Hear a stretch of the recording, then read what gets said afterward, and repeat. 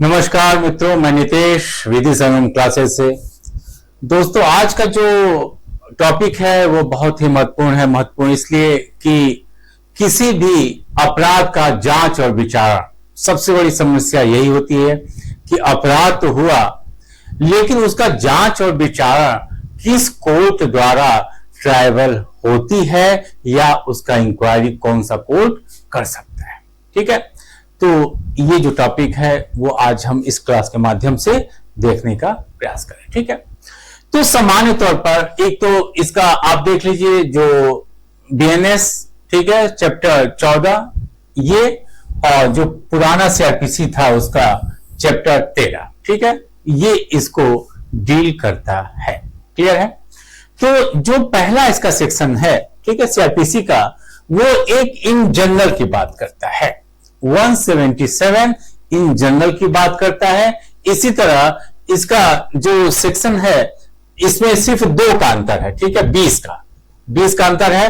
तो इस वजह से ये जो हमने ये कहा, जैसे 177 है, ठीक है, तो इसमें +20 कर दीजिएगा तो नया वाला जो अधिनियम है उसके सेक्शन आपको बन जाएंगे। ठीक है, जैसे 177 है तो यहां पर सेक्शन 197 हो जाता है। ठीक है, तो इस तरीके से एक याद करने का तरीका है कि चूंकि पुराने वाला अधिनियम याद रहता है तो इसमें 20 जोड़ दिया जाएगा इसको लेकर, ठीक है, अधिकारिता का, तो आपका आगे का जो सेक्शन है वो बनते जाएंगे। क्लियर है? तो ये एक सामान्य रूल दिया गया है। सामान्य रूल यही है कि कोई भी अपराध जब मित्र होता है, कोई भी अपराध होता है, तो वहां पर 2 लोगों का जुरिडिक्शन होता है। एक तो पुलिस थाने का होता है और दूसरा जुरिडिक्शन किसका होता है? न्यायिक अधिकारी का। ठीक है, न्यायिक अधिकारी का, जुडिशियल मजिस्ट्रेट का। जब भी आप जाएंगे कचहरी तो तमाम जो मजिस्ट्रेटों के कोर्ट होते हैं, तो या तो उनके कार्यालय के बाहर या तो कोर्ट के बाहर उन थानों का जुरिडिक्शन उन्हें मिला रहता है कि किन किन थानों पर उनका क्षेत्राधिकार रहेगा, जुरिडिक्शन रहेगा। ठीक है, तो वही चीज ये 177 या 197 इस बात को बता रहा है कि इन जनरल एक सामान्य नियम यही है कि उस अपराध का, जो अपराध जिस क्षेत्र में हुआ है, जिस थाने में हुआ है, उस थाने पर क्षेत्राधिकार रखने वाले जुडिशियल मजिस्ट्रेट ही उस मामले का जांच या विचारण कर सकता है। ठीक है, कभी कभी ये प्रश्न आता है कि क्या सर संज्ञान लेना, संज्ञान भी जनरली वही मजिस्ट्रेट लेता है, लेकिन कभी कभी संज्ञान कोई मजिस्ट्रेट अगर किसी अन्य क्षेत्र का ले भी लेता है तो वो मामले का संज्ञान लेने के पश्चात ये तय करता है कि इसका जांच और विचारण किसके द्वारा होना चाहिए। ठीक है, तो संज्ञान अन्य मजिस्ट्रेट भी कर सकता है कभी कभी, लेकिन जांच और विचारण वही मजिस्ट्रेट करेगा जिसके क्षेत्र में वो अपराध हुआ हो। ठीक है, तो ये एक सामान्य रूल है। अब यहां पर प्रश्न ये आता है, कोई भी प्रश्न इस बात को आपसे पूछ सकता है कि सर ये बताएं कि हम कैसे जानेंगे कि जुरिडिक्शन किस कोर्ट का हो, या कोर्ट ही कैसे जानेगी कि इस अपराध का जुरिडिक्शन मुझे मिला हुआ है।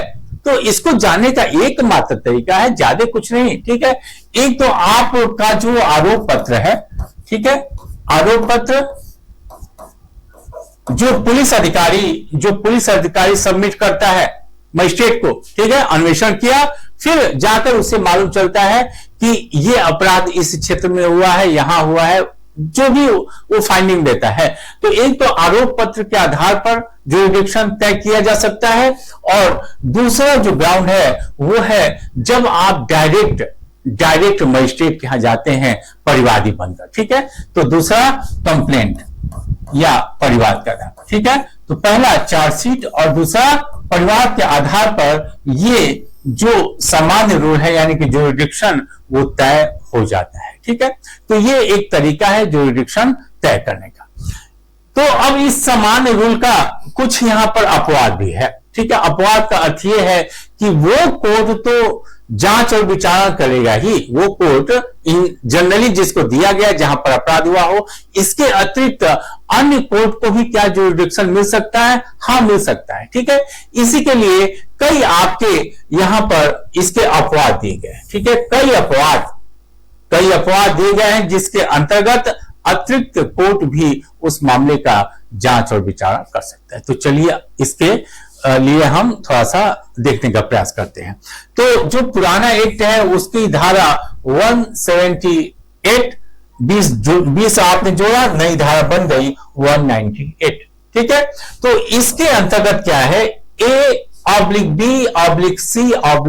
ठीक है, यानी कि इसमें तीन मामले हैं। पहला मामला यह है कि अगर इस बात की अनिश्चितता हो, अनसर्टेन हो, मामला अनसर्टेन हो कि ये इस कोर्ट का मामला है कि उस कोर्ट का मामला है। ठीक है, तो अगर जहां पर मामला अनिश्चित है वहां पर कोई भी कोर्ट उस मामले का जांच और विचार कर सकता है। ठीक है भाई, करेगा तो एक ही कोर्ट, दोनों कोर्ट तो करेंगे नहीं, लेकिन जहां भी मामला पहले शुरू हो गया वही उस मामले का क्या करेगा, जांच और विचार या इंक्वायरी और ट्रायल करेगा। ठीक है, जैसे कि मान लीजिए अनिश्चितता का एक छोटा सा एग्जाम्पल, मान लीजिए आप ट्रेन में कहीं से चले, प्रयागराज से दिल्ली आपने यात्रा किया। ठीक है, रात में आप सोए हुए हैं, रात में आपकी चेन, मोबाइल या जो भी आपके पास लगेज है वो चोरी हो जाता है। ठीक है, आपको मालूम नहीं चलता है। प्रयागराज से दिल्ली के बीच में तमाम थाने हैं, तमाम क्षेत्राधिकार है न्यायालयों का। ठीक है, चाहे वो कानपुर का हो, चाहे अलीगढ़ का हो, चाहे जो भी रास्ते में जितने भी क्षेत्र आते हैं, तो सब पर ये जुरिडिक्शन, सभी कोर्ट इसका जुरिडिक्शन ले लेंगे। ठीक है, यानी कि आप जहां दिल्ली में उतरते हैं, भले वो प्रयागराज से आगे बमरौली में ही वो चोरी हुआ हो, आप, लेकिन जब आप दिल्ली उतरते हैं आप दिल्ली में मुकदमा करिए। कानपुर में अगर आप चाहे तो कानपुर में उतरकर मुकदमा कर दीजिए, फतेहपुर में कर दीजिए, अलीगढ़ में कर दीजिए, गाजियाबाद में कर दीजिए। तो जितने स्टॉपेज हैं या रास्ते में जितने भी कोर्ट हैं, सब में इस मामले का क्या हो जाएगा, जुरिडिक्शन हो जाएगा। इस वजह से कि आपको मालूम ही नहीं चला रात में कि हमारा सामान किस क्षेत्र से चोरी हुआ है। ठीक है, दूसरा मामला यह भी हो सकता है कि एक अपराध के लिए दो तीन उसके एसेंशियल्स हैं, ठीक है, वो एसेंशियल अलग अलग कोर्ट के क्षेत्राधिकार में घटित हुए हों। ठीक है, जैसे कि मान लीजिए किसी व्यक्ति को फोन से, अगर आप वो बनारस से किसी व्यक्ति को जो कि प्रयागराज में है उसको कोई फोन से धमकी देता है। ठीक है, धमकी देता है, वहां से उसने धमकी दिया, यहां पर आपको सुनाई दिया, तो हाँ, दोनों मिलकर, यानी कि बनारस का व्यक्ति वहां से धमकी दे रहा है, यहां का व्यक्ति सुन रहा है, तो दोनों जगह के कोर्ट को क्षेत्राधिकार मिल जाएगा। क्योंकि अगर वो बोलता नहीं तो आपको सुनाई नहीं देता, और अगर आपको सुनाई दिया है इसका अर्थ ये कि उसने बोला है। ठीक है, तो अंशतः एक क्षेत्र में और अंशतः दूसरे क्षेत्र में अगर इस प्रकार का कार्य होता है तो दोनों कोर्ट को क्षेत्राधिकार मिल जाएगा। ठीक है, तीसरी अवस्था यह होती है कि अगर कोई अपराध ऐसा हो जिसे आप चालू रखने वाला अपराध कहते हैं। ठीक है, मतलब कि वो अपराध कंटिन्यू जारी रहता है, कहीं भी वो रुकता नहीं है। जैसे कि एब्डक्शन जिसे आप हिंदी में अपहरण का अपराध कहते हैं। ठीक है, तो अपहरण का अपराध एक चालू रहने वाला अपराध है, यानी कि वो जिन जगहों से आपको व्यक्ति बलपूर्वक या प्रवंचना पूर्वक लेकर जाता है।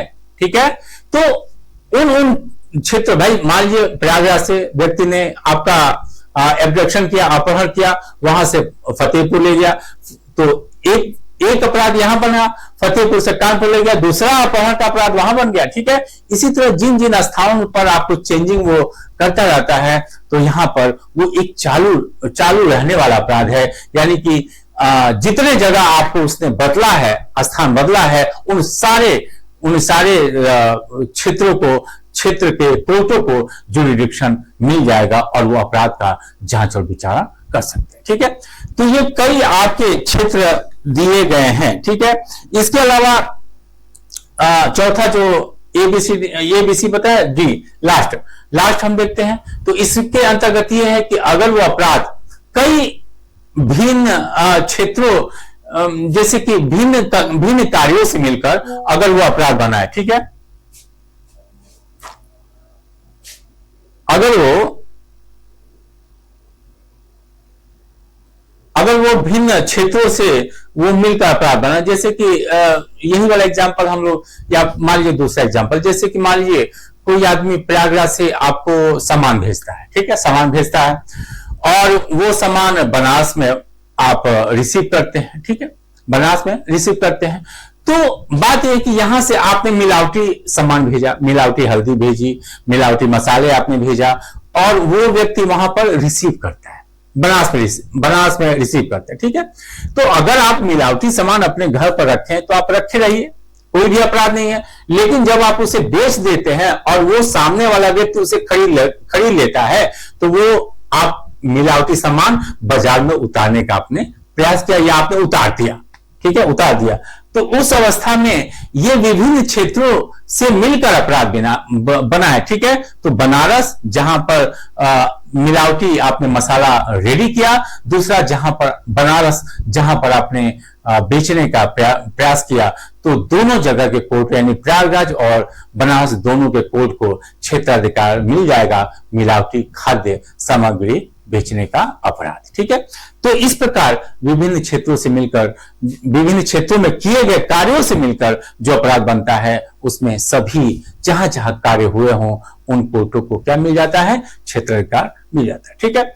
179 दूसरा सेक्शन 179, फिर इसमें 20 जोड़ दीजिए 199, ठीक है।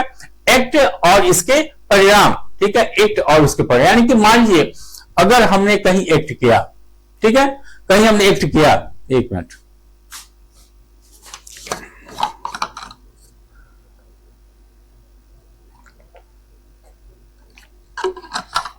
तो अगर कहीं हमने एक्ट किया और उस एक्ट का परिणाम और किसी क्षेत्र में मिला, ठीक है, आपने कोई एक्ट किया और उसका परिणाम किसी अन्य क्षेत्र में मिला। जैसे कि मान लीजिए किसी व्यक्ति को आपने गोली मारा, किसी, भाई इलाहाबाद का क्षेत्र है, मान लीजिए बगल का कोई डिस्ट्रिक्ट है प्रतापगढ़ मान लीजिए, ठीक है, प्रतापगढ़ में आपको मारा गया गोली, प्रतापगढ़ में गोली मारा गया, वहां से आप एम्बुलेंस के जरिए आप प्रयागराज आते हैं और प्रयागराज में आपकी मृत्यु हो जाती है, ठीक है।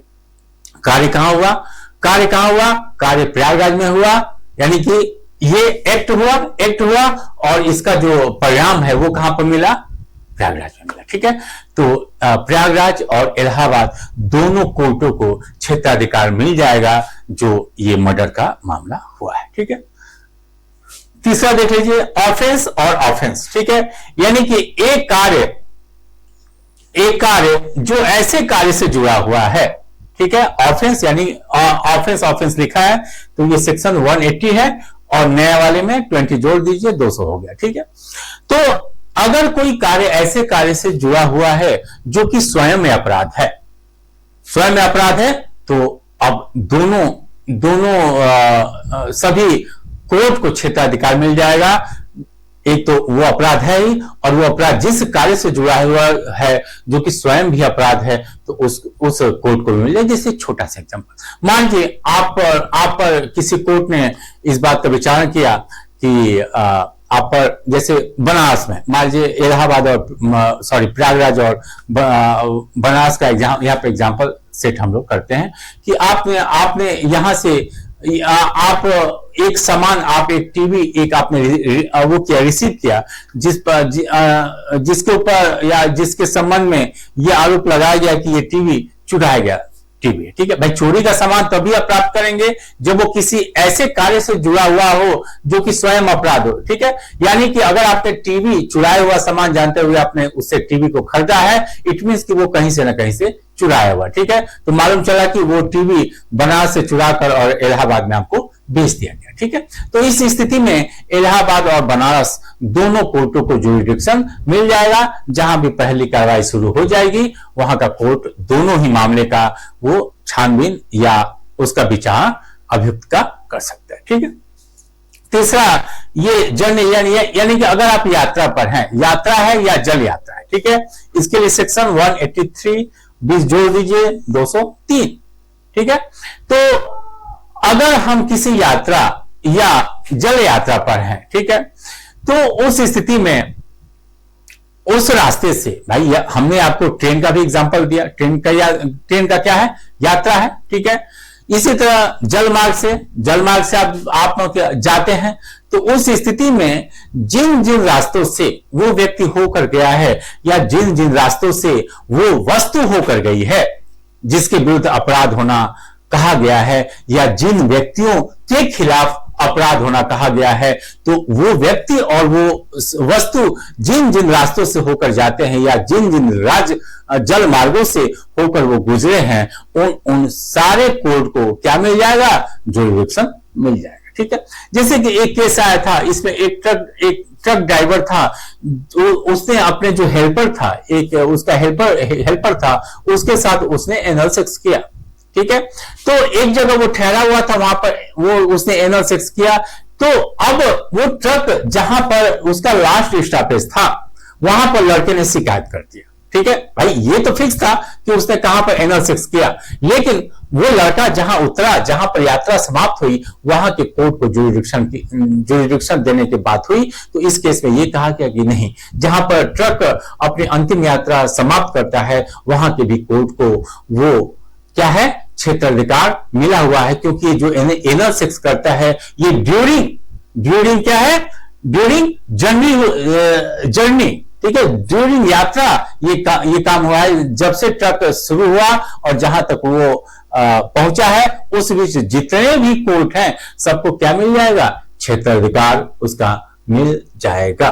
ठीक है, 184 ये ट्रैवल टुगेदर। ठीक है, ट्रैवल टुगेदर यानी कि कई मामले ऐसे होते हैं, जैसे कि जब हम लोग आरोप पढ़ेंगे, ठीक है, चार्ज पढ़ेंगे जो कि कोर्ट लगाता है, तो उसमें दिया गया है कि चार्ज कैसे बनते हैं। ठीक है, और उस कई लोगों, भाई सामान्य तौर पर क्या है कि चार्ज जो है अलग अलग लगाया जाता है, जैसे कि आपने चोरी किया, रेप किया या कई अपराध आपने किए। ठीक है, तो सबका चार्ज तो अलग अलग बनता है, इतना तो फिक्स है। ठीक है, लेकिन चूंकि एक ही व्यक्ति ने किया है, तब जाकर वहां पर होता क्या है कि उसका जो विचार है, उसका ट्रायल जो है वो सेम कोर्ट करता है, यानी एक ही कोर्ट सारे मामलों, चूंकि एक ही व्यक्ति है, उसी के द्वारा कई अपराध किए गए। ठीक है, तो एक ही कोर्ट सारे मामलों का विचार करता है, तो वही बातें यहां पर लिखी गई। ठीक है, तो इसके संदर्भ में 2-3 सिद्धांत दिमाग में रख लेना है। अगर कोई व्यक्ति 1 वर्ष के अंदर 3 से अधिक अपराध करता है, तो उस स्थिति में वो 1 वर्ष के अंदर किए गए तीनों अपराध के लिए कोई भी एक कोर्ट आपका आरोप पत्र भले अलग बनाएगी, आरोप अलग उसका बनाएगी, चार्ज अलग बनाएगी, लेकिन विचार एक ही में हो सकता है। ठीक है, इसी तरह अगर सेम ट्रांजैक्शन, यानी कि एक व्यक्ति किसी घर में जाता है, वहां पर क्या करता है, उसका वो घर में घुसता है, क्रिमिनल ट्रेसपास हुआ और या गृह भेदन हुआ, उस घर में जाता है, चोरी करता है, चोरी करने के दौरान अगर कोई विरोध करता है तो उसको जान से मार देता है, उस घर की किसी स्त्री के साथ रेप करता है, तो इस दौरान वो 3 नहीं, वो कई अपराध उसने कर लिया, कई अपराध। लेकिन वो अपराध कैसे हुआ, सेम ट्रांजेक्शन, एक ही समव्यवहार के दौरान वो एक से अधिक क्या, वो 10, 20, 30 जितना अपराध करना चाहे उतना वो करे। पहला तो हमने ये कहा कि 1 वर्ष के अंतर्गत अधिकतम 3 अपराधों का विचार एक साथ हो सकता है, लेकिन ये 3 अपराध अलग अलग किए गए हों, अलग अलग समय में, अलग अलग दिन में। लेकिन सेम ट्रांजेक्शन में आदमी एक ही साथ जाता है और कई अपराध करते हुए वापस आ जाता है। ठीक है, तो एक ही समयवार में सेम ट्रांजेक्शन में किए गए कई अपराधों का विचार, उसके लिए कोई लिमिटेशन है। ठीक है, अपराधों का विचार एक ही कोर्ट कर सकता है। ठीक है, और इसके अलावा कई अपराध है, आपने ऐसा भी किया, जैसे कि आपने एक बच्चे के साथ रेप किया, वो भारतीय न्याय संहिता में भी आएगा, या पुरानी वाली जो आपकी आईपीसी है उसके अंतर्गत भी आएगा। ये बच्चों से संबंधित जो लैंगिक अपराध से संबंधित जो एक्ट है तो उसके अंतर्गत भी आएगा। ठीक है, इसके अलावा और भी कोई महिलाओं या बच्चों के विरुद्ध कोई अगर एक्ट बना हो तो अंतर्गत भी आएगा। तो अगर आपका किया गया जो ऑफेंस है, ठीक है, किया गया ऑफेंस है वो कई अधिनियमों के कई परिभाषाओं के अंतर्गत अगर वो अपराध बनता है, तो ऐसे व्यक्ति का जो विचार है वो एक ही कोर्ट करेगा और सारे मामलों का जो ट्रायल है वो एक कोर्ट के द्वारा निपटाया जाएगा। ठीक है, तो इस प्रकार ये जो मित्रों अपराध है 198, 199, 200, 203, 204, ठीक है, तो इसमें से कोई भी कोर्ट, ठीक है, कोई भी कोर्ट उन मामलों को देख सकती है, कहीं भी प्रतिबंध नहीं है। जो हमने आपको बताया वो कोर्ट उसको देख सकती है। लेकिन याद रखिएगा, जहां मामला पहले शुरू हो गया है वही कोर्ट क्या कोर्ट माना जाएगा? सक्षम कोर्ट माना जाएगा। क्लियर है? तो ये यहां पर इंपॉर्टेंट है। इसकी एक धारा 181 है जो कि ये भी आपके लिए इंपॉर्टेंट है, सेक्शन 201 नए वाले अधिनियम का। ठीक है, रेड वाला जो हमने यहां पर बनाया है वो नए अधिनियम का, और पुराना वाला तो ये ब्लू उसमें कोड में जो लिखा गया वो आप पुराना सीआरपीसी। ठीक है, तो पुरानी धारा का 181 और नए धारे का 201, इसमें कुछ अपराधों के बारे में बताया गया, जैसे कि ठग जो होते हैं, ठीक है, दूसरा डकैती, और अगर फरार व्यक्ति, ठीक है, ठगी करना और या फिर ठग द्वारा हत्या करना, ठीक है, ठग द्वारा हत्या करना, तो ये बहुत ही गंभीर अपराध माने जाते हैं। ठीक है, ठग द्वारा हत्या करना, डकैती करना, ठीक है, डकैती में हत्या करना, इसके यानी कि जो व्यक्ति फरार हो जाता है, जो अपराधी फरार हो जाते हैं, तो उनके संदर्भ में स्पष्ट है कि ये एक तो पहली बात ये है इसके संदर्भ में बात हो, पहला जो पॉइंट है, ठीक, ठग, डकैती और फरार व्यक्ति। ठीक है, तो इनके संदर्भ में पहला, जहां पर अपराध हुआ हो उनको जुरिडिक्शन मिल जाएगा। दूसरा, ये व्यक्ति जहां भी छिपे हो, जहां भी पाया जाए, ठीक है, ये ठग, डकैती और फरारी के लिए स्पष्ट रूप से लिखा गया कि ये व्यक्ति तो जहां पर अपराध किया गया हो और जहां भी ये व्यक्ति पाए जाए, उन सारे कोर्ट को क्या मिल जाएगा? जुरिडिक्शन इसका मिल जाएगा। ठीक है, यानी कि कोई भी कोर्ट जहां भी ये पाया जाए, इनका जांच और विचार शुरू कर दिए चाहिए, कोई भी यहां पर दिक्कत कानूनी होने वाला नहीं है। ठीक है, इसके अलावा किडनैप या एब्डक्शन की बात होती है। ठीक है, किडनैप या एब्डक्शन की बात। तो इस स्थिति में भी मित्रों होता यह है कि अगर आपने किसी को किडनैप किया है, पहले आपसे कहा, ठीक है, किडनैप को क्या हिंदी में बोलते हैं? व्यपहरण। ठीक है, तो किडनैप का अपराध उस समय कंप्लीट हो जाता है जहां आप किसी व्यक्ति को या किसी बच्चे को उसके गार्जियनशिप से हटाते हैं। ठीक है, व्यक्ति का क्या, अगर भारत से बाहर किसी व्यक्ति को ले जाते हैं, भले वो बच्चा हो या वयस्क हो, तो भारत में से जो ही आप बाहर उसे लेकर जाते हैं वो अपराध क्या हो जाता है? किडनैपिंग हो जाती है। या अगर किसी बच्चे को आप उसके गार्जियनशिप से अलग करते हैं तो वो भी किडनैपिंग के तहत आ जाती है। ठीक है, तो जहां पर अपराध हुआ हो, दूसरा जहां पर उस व्यक्ति को आपने रखा है, तो दोनों जगह क्या हो जाएगा? जुरिडिक्शन मिल जाएगा। लेकिन अभी हमने आपको बताया अपहरण के मामलों में, एब्डक्शन के मामले में, ठीक है, एब्डक्शन के मामले में स्थिति अलग है।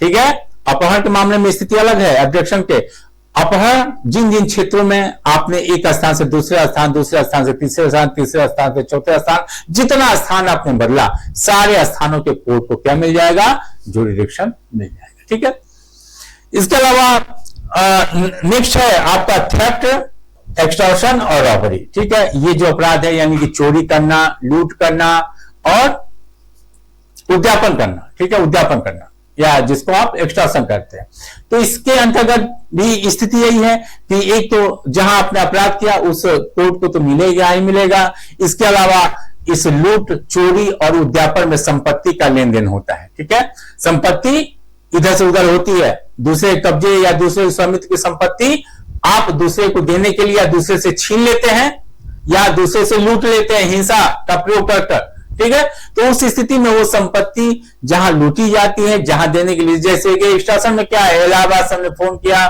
बनारस के किसी व्यक्ति को कि तुम्हारा लड़का यहां पर है और तुम बनारस में इस व्यक्ति को तुम इतना पैसा दे दो तो तुम्हारा बच्चा हम छोड़ देंगे। ठीक है, एक्सटॉर्शन हुआ।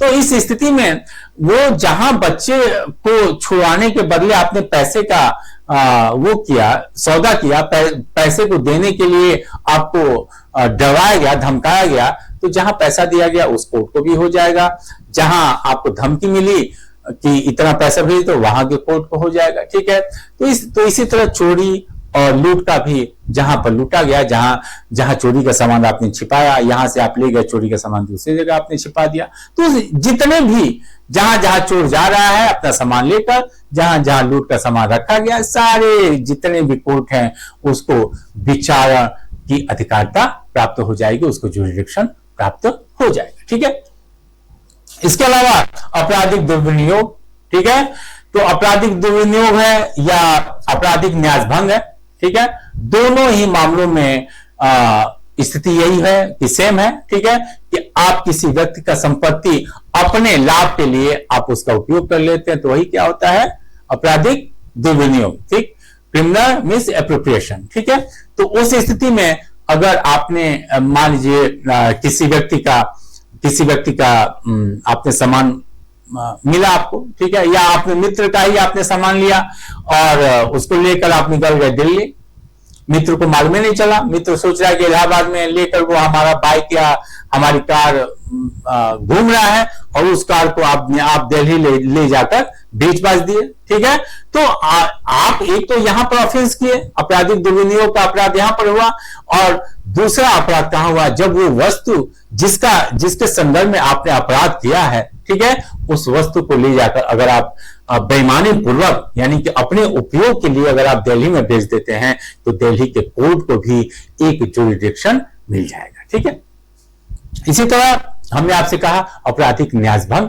आपराधिक न्यासभंग में क्या है, मान लीजिए एक कोई व्यक्ति है, ठीक है, उसका काम यह है कि जितने गांव का मनी है वो अपने, मान लीजिए किसी पर्टिकुलर गांव से, ठीक है, मान लीजिए प्रयागराज का कोई तहसील है, वहां से वो भाई साहब का काम है कि जितना राजस्व है उसे इकट्ठा कर और इलाहाबाद का जो मेन कोषागार होता है, ट्रेजरी ऑफिस होती है, वहां पर उसको जमा करना। ठीक है, तो वहां से वो उठाए और फिर यहां पर उन्होंने जमा नहीं किया, इलाहाबाद ट्रेजरी अफसर में जमा, तो उस तहसील से इलाहाबाद के बीच में कहां उन्होंने उसका न्यासभंग किया, ठीक है, ये किसी को जानकारी नहीं। ठीक है, तो उस तहसील को भी हो जाएगा और साथ में इलाहाबाद के कोर्ट को भी, यानी कि दोनों क्षेत्रों के कोर्ट को ये क्षेत्राधिकार मिल जाएगा कि वो आप पर आपराधिक न्यासभंग का, क्रिमिनल इसका ट्रस्टशिप का, ठीक है, वो मुकदमा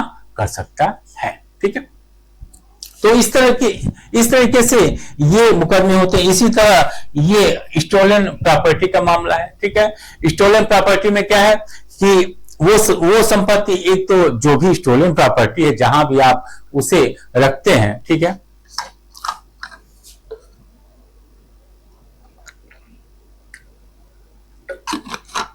तो उस स्टोलन प्रॉपर्टी को जहां भी आप रखते हैं तो कहीं से ना कहीं से वो चुरा ही कर लाई गई है। ठीक है, आप जानते हुए कि वो चोरी की संपत्ति है, बनारस से चुराई गई है, एमपी से चुराई गई है, ठीक है, या कहीं फॉरेन से वो चुरा कर लाई गई है और उस संपत्ति को आप खरीद लेते हैं। तो इस स्थिति में जहां से वो प्रॉपर्टी लाई गई है, जहां पर खरीदी बेची गई है, इन सभी कोर्टों को क्या मिल जाएगा, जुरिडिक्शन मिल जाएगा। ठीक है, तो ये 181 या इसका जो नया वाला है वो 201 है। ठीक है, इसी तरह ऑफेंस वाइज यानी कि ये 202 और ये पुरानी वाली धारा 182। ठीक है, इसी तरह चीटिंग है, चीटिंग बाय लेटर्स। ठीक है, तो ये जो पुरानी धारा है आईपीसी 420, इसके अलावा जो नया इसमें जोड़ा गया है धारा 202 में, वो क्या, वो इलेक्ट्रॉनिक कम्युनिकेशन। ठीक है, जो भी उसमें है, पत्र द्वारा अपराध करना, यानी पत्र द्वारा किसी व्यक्ति को उकसाना, ठीक है, छल करना उसके साथ, या इलेक्ट्रॉनिक कम्युनिकेशन के माध्यम से छल करना। ठीक है, तो इस प्रकार के जो भी ऑफेंस है, जैसे कि तमाम आजकल जो कानून, सॉरी, ये जो आपके ऑफेंस हो रहा है, ठीक है, कि इतने का आप इतना अमाउंट डाल दीजिए, नहीं तो आपको, जिसको आप हाउस अरेस्ट या डिजिटल अरेस्ट आप नाम दे रहे हैं, ठीक है, ये इसी प्रकार के अपराध है, ठीक है, जिसमें आप इलेक्ट्रॉनिक कम्युनिकेशन के माध्यम से किसी व्यक्ति को डराते हैं, धमकाते हैं, उनके साथ आप चीटिंग करते हैं, ठीक है। तो इस प्रकार के जो भी अपराध हुए हो, ठीक है, तो अगर वो व्यक्ति दिल्ली से आपको फोन कर रहा है और फिर डिजिटल अरेस्ट में प्रयागराज में डाल दे रहा है, तो दिल्ली के कोर्ट को भी होगा, यहाँ के भी उसको कोर्ट को क्षेत्राधिकार हो जाएगा। और अगर उस डिजिटल अरेस्ट की वजह से आपने पैसा किसी अन्य क्षेत्र, मिर्जापुर या फिर बनारस में कहीं किसी व्यक्ति को आपने दे दिया या उसके खाते में आपने ट्रांसफर कर दिया डर के मारे, तो उस स्थिति में उन क्षेत्रों को, चाहे वो मिर्जापुर हो या बनारस हो, सभी क्षेत्रों को क्या मिल जाएगा, जुरिडिक्शन मिल जाएगा, ठीक है। तो इस प्रकार यानी कि छल में भी क्या होता है, संपत्ति का लेन देन होता है, संपत्ति को देने के लिए आपको भ्रम में डाला जाता है, डर के मारे आप उस चीज को दे देते हैं, ठीक है। तो इलेक्ट्रॉनिक माध्यम, पत्रों के माध्यम से जो इस प्रकार का अपराध होता है, वहां पर सभी जो हमने आपको बताया, उन सभी कोर्टों को क्या मिल जाएगा, जुरिडिक्शन मिल जाएगा। बाइगेमी, ठीक है, द्विविवाह विवाह, यानी कि अगर आप प्रथम पत्नी के फर्स्ट वाइफ के रहते हुए अगर आपने दूसरा विवाह किया है, तो उस स्थिति में किन किन कोर्टों को मिलेगा, ठीक है। पहला कोर्ट वो होगा जहां पर आपने ये अपने पहली पत्नी के साथ आप अस्थायी रूप से रहते थे, पत्नी या पति, ठीक है। भाई पत्नी भी द्विविवाह का दोषी हो सकती है, पति भी, ठीक है। तो आप जो अपना फर्स्ट आपका स्पाउस है, उसके साथ जहां भी आपने रहा है, ठीक है, जहां आपका अस्थायी निवास रहा है, उस कोर्ट को मिलेगा। दूसरा, बाइगेमिक ऑफेंस आपने जिस कोर्ट के अधीन, यानी कि दूसरा विवाह जिस कोर्ट के क्षेत्र अधिकार में किया है, वहां के कोर्ट को मिल जाएगा, ठीक है, जुरिडिक्शन मिल जाएगा।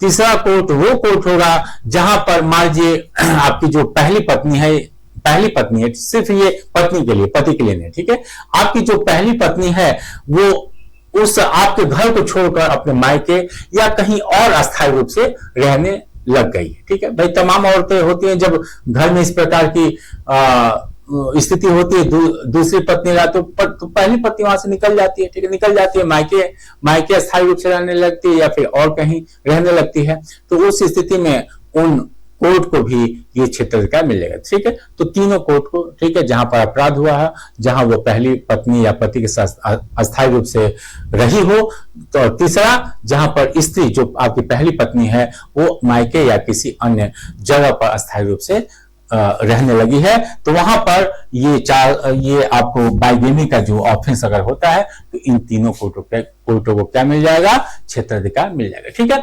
तो ये क्षेत्राधिकार से संबंधित हमने आपको बताया कि किन किन कोर्टों को क्षेत्राधिकार मिल सकता है, ठीक है।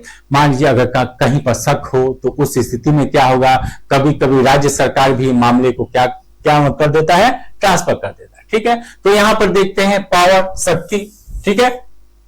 तो स्टेट गवर्नमेंट, पहला हम देखते हैं स्टेट गवर्नमेंट कोई भी ऐसा डायरेक्शन दे सकता है, ठीक है, कि अगर कोई केस ऐसा हो जो committed for trial in any district, किसी भी जिले में अगर वो किसी भी सेशन कोर्ट को वो क्या हो गया है उसको दे दिया गया, ठीक है। भाई मजिस्ट्रेट क्या करता है कि मामले का संज्ञान लेकर और उसे सुपुर्द कर देता है, ठीक है, उसे कोर्ट ऑफ सेशन को दे देता है कि मेरे लायक मामला नहीं है, कोर्ट ऑफ सेशन इसे दे, ठीक है।